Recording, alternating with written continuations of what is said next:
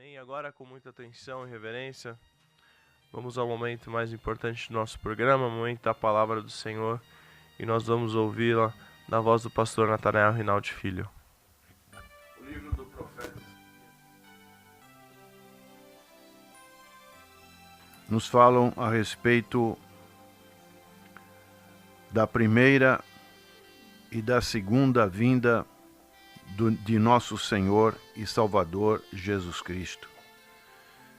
O profeta estava dizendo que o povo de Israel estaria indo para o cativeiro, mas ao mesmo tempo o profeta traz uma consolação do regresso do cativeiro babilônico. Essa foi a intenção do profeta, de dizer para Israel, para consolar a Israel. Isso também tem uma aplicação para as nossas vidas. Vemos o profeta dizer: consolai, consolai o meu povo, diz o vosso Deus. Depois ele fala a respeito de uma voz que estaria vindo no primeiro e no segundo advento, que foi a voz de João Batista, quando ele diz: preparai o caminho do Senhor, endireitai no ermo vereda a nosso Deus.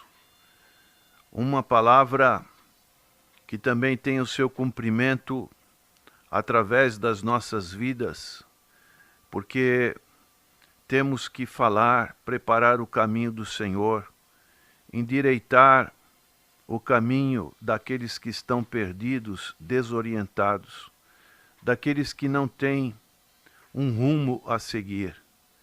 É uma responsabilidade que toda a igreja tem, preparando as pessoas, alertando as pessoas para a volta de nosso Senhor e Salvador Jesus Cristo. E o profeta, ele fala a respeito da fraqueza do homem, palavras que encontramos no Novo Testamento, como ele diz no verso 6, vós que diz clama, e alguém disse que hei de clamar, algo que todos nós temos que ter noções da fragilidade do ser humano. E o profeta vai dizer: toda a carne é como a erva, e toda a sua beleza como as flores do campo. Seca-se a erva e caem as flores, soprando nelas o hálito do Senhor. Na verdade, o povo é erva, seca-se a erva e caem as flores, mas a palavra de nosso Deus subsiste eternamente. Quando estamos jovens, parece que somos eternos, mas à medida que os anos vão passando e quando olhamos fotos antigas, vemos como nós éramos na nossa juventude e agora como nós estamos, podemos ver bem claramente essa palavra. E como disse o sábio Salomão, vaidade, tudo é vaidade, tudo passa rapidamente.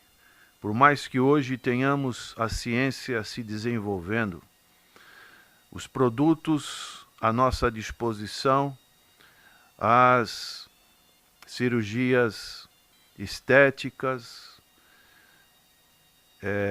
para melhorar o rosto e outras partes do nosso corpo, nós sabemos que quando vai chegando a idade, não tem mais jeito, realmente vai secando.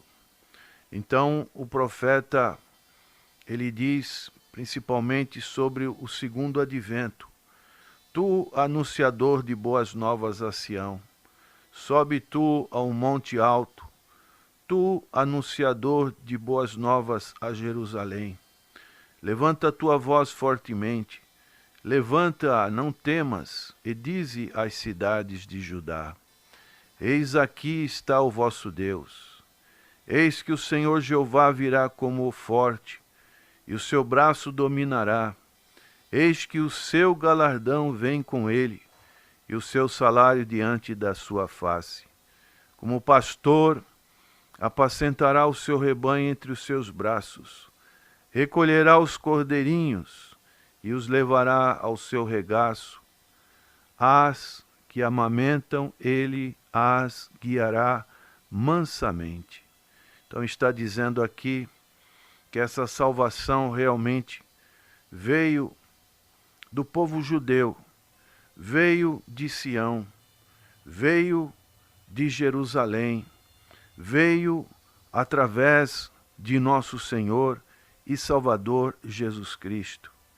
E o desejo do Senhor é apacentar o seu rebanho, é colocar você, prezado ouvinte, recolher você nos seus braços. Diz o texto que ele levará no seu regaço, isso é, numa condição em que a vida debaixo do sol é uma vida cheia de percalços, mas, como disse Salomão, que o temor do Senhor é o princípio de todas as coisas. Essa vida, ela só vale a pena viver quando estamos diante dos braços do Senhor, debaixo do temor do Senhor. Hoje as pessoas querem coisas materiais. Procuram ensinar e devem ensinar os seus filhos a serem vitoriosos na vida profissional material. Mas mais importante que devemos deixar como exemplo é que tudo isso pode ser importante, mas mais importante é estarmos debaixo do temor do Senhor. Porque é o Senhor que, no final de todas as coisas, o que vai nos valer nessa vida é se tememos ou não tememos ao Senhor. Se realmente a nossa vida está ou não está nas mãos do Senhor. Por isso, o profeta, ele vai enaltecer a grandeza de Deus. E nós também devemos enaltecer a grandeza do nosso Deus. Entender que Ele está acima de todas as coisas. Entender a nossa limitação. Por mais que possamos conhecer as coisas, ter sabedoria, nós temos que reconhecer que nós estamos de um Deus todo-poderoso, um Deus onipotente, onisciente, onipresente. E o salmista, ele fala sobre isso. Quem mediu com o seu punho as águas, e tomou a medida dos céus aos palmos, e recolheu em uma medida o pó da terra, e pesou os montes e os outeiros em balanças? O profeta vai falar de algo tão grandioso, a grandeza de Deus, em contraste com a falta de vida dos ídolos que as pessoas, infelizmente, hoje estão buscando ídolos, estão buscando filosofias feitas pelo próprio homem em suas crenças. Mas aqui, a revelação de Deus, através deste profeta, podemos entender essa grandeza. E ele vai falar também sobre a onisciência de Deus. Quem guiou o Espírito do Senhor? E que conselheiro o ensinou? Com quem tomou conselho para que lhe desse entendimento e lhe mostrasse as veredas do juízo e lhe ensinasse sabedoria e lhe fizesse notório o caminho da ciência? Palavras que o apóstolo Paulo depois vai repetir tanto em Romanos capítulo 8, como também lá no capítulo 11, Paulo vai falar quem foi o seu conselheiro para lhe ensinar. Então são demonstrações da grandeza de Deus. E o profeta, ele também fala da comparação de Deus com os ídolos, com coisas menores. E hoje nós também temos essa mesma situação. Pessoas que estão buscando outro tipo de fé, outro tipo de adoração e deixam de adorar o verdadeiro Criador, o verdadeiro Deus que formou todas as coisas. E ele diz: eis que as nações são consideradas por ele como a gota de um balde e como o pó miúdo das balanças. Isso significa que não vale nada, são coisas desprezíveis. Eis que lança por aí as ilhas como uma coisa pequeníssima. Nem todo o Líbano basta para o fogo, nem os seus animais bastam para o holocausto. Todas as nações são como nada perante ele. Ele a considera-as menos do que nada e como uma coisa vã. Então Deus não tem essa impressão como nós temos de ver as nações, especialmente aquelas nações mais pujentes. As pessoas ficam admiradas, mas Deus é muito maior. E aí o profeta ele faz um desafio, faz uma comparação. A quem, pois, fareis semelhantes a Deus? Ou com que o comparareis? O artífice grava a imagem, e o ourives a cobre de ouro, e cadeias de prata funde para ela. O empobrecido, que não pode oferecer tanto, escolhe madeira, que não se corrompe. Artífice sábio busca para gravar uma imagem que não se pode mover. E aí, nesse desafio, ele fala sobre o conhecimento. Porventura não sabeis, porventura não ouvis, ou desde o princípio se vos não notificou isto mesmo? Ou não atentaste para os fundamentos da terra? Eis, ele é o que está assentado sobre o globo da terra. Observem essa palavra, globo da terra. Há tantos anos, Isaías já proferiu essa verdade, mostrando que a terra era um círculo. Depois, na Idade Média, é que alguns pesquisadores falaram que a terra era redonda. Antes, imaginava que a terra fosse quadrada. Então, nós vemos que a palavra de Deus já revelava toda esta grandeza de Deus, cujos moradores são para ele como gafanhotos. E realmente, o que nós somos diante da grandeza desse Deus tão maravilhoso, diante da grandeza dessa terra, diante da grandeza de todo esse sistema celestial, que quando nós olhamos para cima, ficamos estupefatos.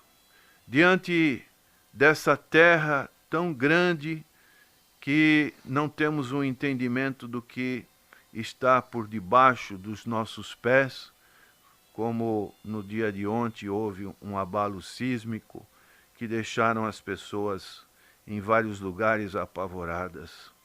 Então tudo isso, o que nós somos? O profeta diz, nós somos como gafanhotos. Ele é o que estende os céus como cortina e os desenrola como tenda para neles habitar. Hoje nós estamos aqui porque o sol está num momento adequado para nos dar vida. À noite, o ar que respiramos. Tudo depende desse sistema que ele criou de uma maneira tão maravilhosa. Isso nos mostra a grandeza de Deus, o que faz voltar ao nada os príncipes e torna coisa vã os juízes da terra. E não se plantam, nem se semeiam, nem se arraiga na terra o seu trono cortado. Sopra sobre ele e seca-se, e um tufão como pragana os levará. A quem, pois, me farei semelhante? Diz o Senhor. Para que seja semelhante, diz o Santo.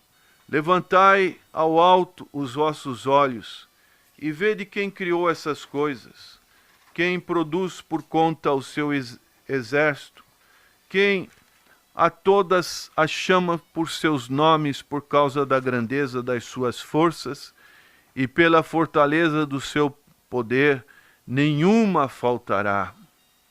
Então nós vemos o nome e número de estrela. Além das estrelas, há muitos bilhões de outras coisas na criação, das quais Deus sabe o nome e o número. Nada da criação que será regido por leis naturais falha no que se refere ao seu propósito criativo, como afirma este versículo tão maravilhoso. Levantai os olhos e vede quem criou estas coisas. Então o Senhor Deus, Ele tem essa prioridade e daí Ele vai ser aplicativo especialmente para Jacó e para Israel. E também isso serve para os nossos dias, como aplicação para a igreja do Senhor, para o povo do Senhor. Porque pois dizes, ó Jacó, e tu falas, ó Israel, o meu caminho está encoberto ao Senhor, e o meu juízo passa de largo pelo meu Deus? Então não existe desculpa para você, prezado ouvinte. Você está, como diz aqui, descortinado diante da grandeza de Deus. Você vê a criação de Deus. Paulo fala sobre isso em Romanos capítulo 1. No final desse capítulo 1 ele fala que nós somos inexcusáveis diante do Senhor. O Senhor nos mostra isso. E o Senhor nos mostra uma criação, uma revelação geral, e o Senhor nos mostra uma revelação especial através da pessoa bendita de nosso Senhor Jesus Cristo, e através dessa revelação especial que nos é deixada pela palavra de Deus. Não sabes, não ouvistes. É isso que a palavra de Deus diz para você neste dia. O eterno Deus, o Senhor, o Criador dos fins da terra, Ele nem se cansa, nem se fatiga. Não há esquadrinhação do seu entendimento. Não podemos querer conhecer a tudo. Dá força ao cansado e multiplica as forças ao que não tem nenhum vigor. Os jovens se cansarão e se fatigarão, e os mancebos certamente cairão. Mas os que esperam no Senhor renovarão as suas forças, subirão com asas como águias, correrão e não se cansarão, caminharão e não se fatigarão. Uma das coisas que nos deixa muito cansativo é a rotina do dia a dia. Mas quando nós temos o Senhor, um novo dia nos renova. Nós vemos aqui o Criador, o nome eterno, Elohim, Deus Trino, Jeová o Eterno, o Criador. E nós vemos que o profeta diz que os homens não podem fazer coisas contra Deus, exaurir o poder de Deus e levar-o a se cansar. Deus não se cansa. Fazer com que ele se fatigue por fazer coisa para o seu próprio povo que o ama e se submete a ele. Ele só pode se fatigar por causa do pecado e da rebelião contra a sua palavra e sua vontade. E ninguém pode examinar o entendimento de Deus.